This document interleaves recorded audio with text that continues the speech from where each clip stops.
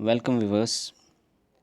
आज हमारा जो टॉपिक है that is means of spread of infectious disease, यानी जो इन्फेक्शियस डिजीज़ है वो किस तरीके से स्प्रेड होती है from a patient to a normal person.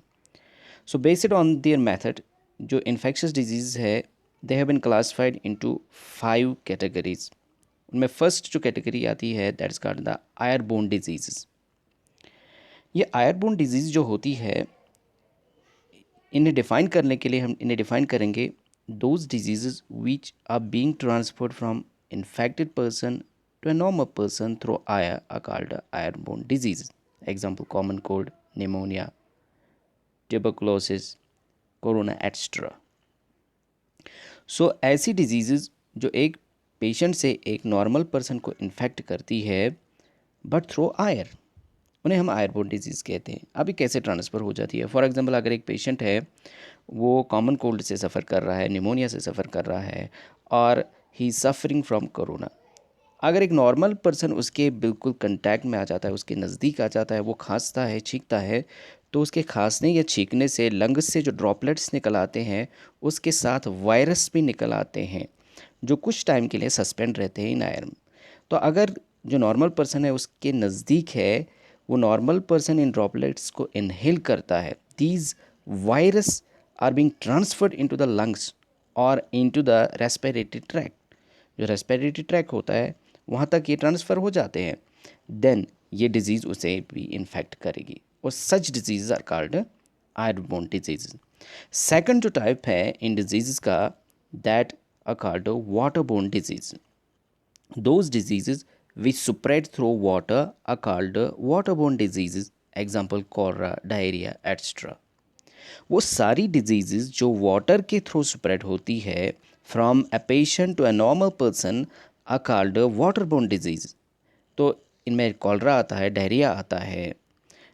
जैसे अगर जो है कोई इन्फेक्टेड पर्सन है, उसका स्टूल जो है वाटर के साथ मिक्स हो जाता है, या कोई ऐसी चीज़ जिसमें जो है वायरस, बैक्टीरिया या दूसरी चीज़ मिली हुई है, या कोई और चीज़ वो मिक्स हो जाती है वाटर के साथ, और ये जो है कंटामिनेटेड वाटर कोई नॉर्मल पर्सन ड्रिंक करता है तो उसे भी ये डिज़ीज़ लग जाएगी, और ऐसी डिजीज़ को हम कहते हैं वाटरबोर्न डिजीज़।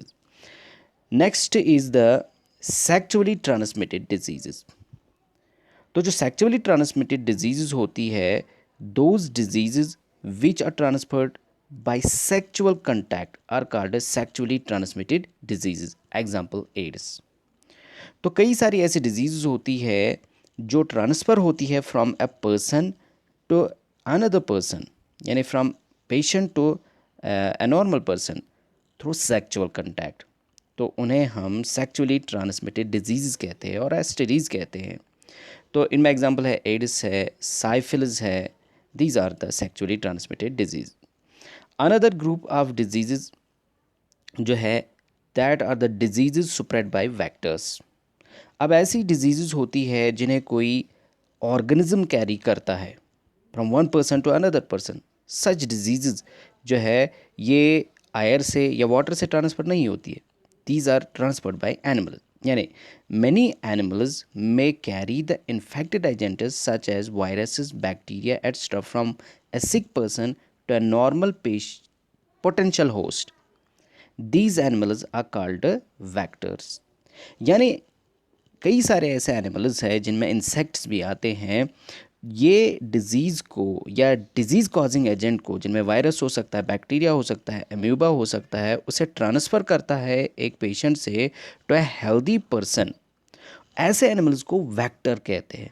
जैसे मॉस्किटो जो है मलेरिया ट्रांसफ़र करता है, तो हम मॉस्किटो को वेक्टर कह सकते हैं जो ट्रांसफ़र करता है मलेरिया को। सच डिजीज़ जो है ये इन्हीं एजेंट्स के थ्रू स्प्रेड होती है। तो इनके एग्जांपल जो है मलेरिया है, एट्सट्रा।